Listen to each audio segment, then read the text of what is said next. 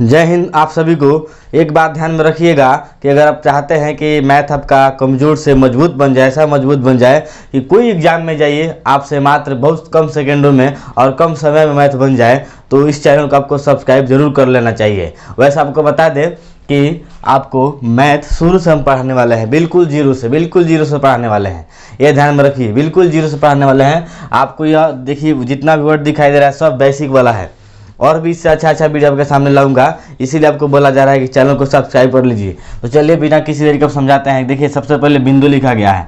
Math में सबसे पहले बिंदु क्या होता है इसके बारे में समझते हैं। इसका परिभाषा यह होता है कि बिंदु की न तो लंबाई होती है, न तो चौड़ाई होती है, न तो मोटाई होती है। कहने का मतलब है कि पूरा एक पेंसिल ले लीजिए और पेंसिल को इतना पतला उसको क्या कीजिए कि इरेज कर दीजिए, साफ कर दीजिए, छील दीजिए कि जो आपके बुक पर थोड़ा सा ऐसे करने पर जो सामने वाला आपको दिखाई देगा उसी को क्या बोलते हैं, बिंदु बोलते हैं। समझ में आ रहा है? तो इसमें क्या नहीं होता है, एक होता है लंबाई नहीं होता है, न चौड़ाई होता है, ध्यान दीजिएगा, और एक ऊंचाई ले लीजिए, ये तीनों इसमें नहीं होता है। बात समझ में आया?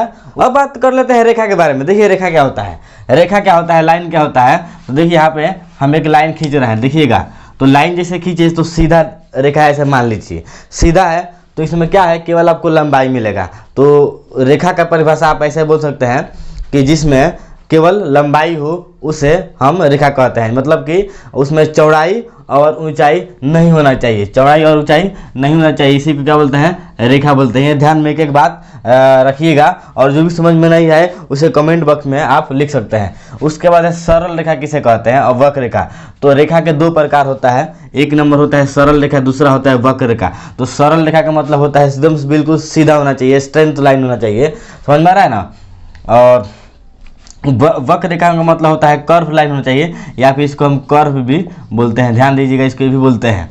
और दोनों में अंतर ये होता है कि ये सरल रेखा का एग्जाम्पल आपको दिखाई दे रहा है, बिल्कुल सीधे रेखा में चलती हो। और वक्र रेखा का मतलब क्या होता है कि वह रेखा जो अपना दिशा बदलती है, जो अपना दिशा बदलती है। मतलब क्या हुआ, देखिए इसको, देखिए ये भी एक रेखा ही है, लेकिन वक्र रेखा है, अपना दिशा बदल कर चल रही है। सबसे पहले इधर की तरफ गई तो उधर नहीं जाकर के वापस इधर मुड़ गई, फिर उधर गई, और ऐसे ही मुड़ कर चल रही है अपना दिशा बदलते हुए, इसीलिए हम क्या बोलेंगे, वक्र रेखा बोलेंगे। समझ में आया?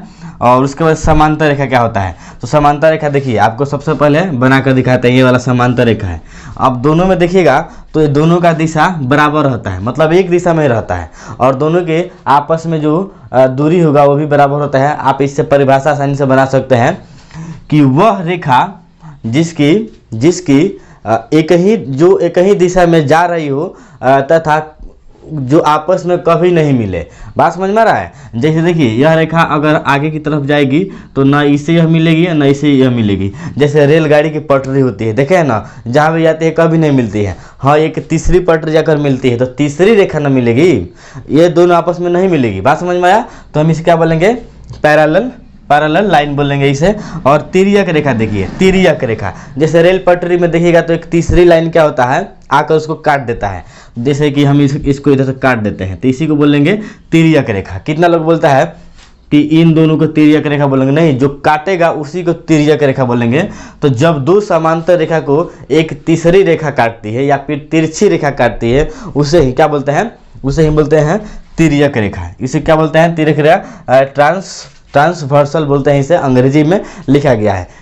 ऐसे वीडियो के लिए आप हमारे चैनल को सब्सक्राइब कर लीजिए, क्योंकि इस चैनल पर हम केवल आप ही के लिए इससे आपके मैथ को मजबूत करने वाले हैं, इसीलिए आपको सब्सक्राइब कर लेना चाहिए। और मिलेंगे अगले वीडियो में, तब तक के लिए आप सभी को जय हिंद।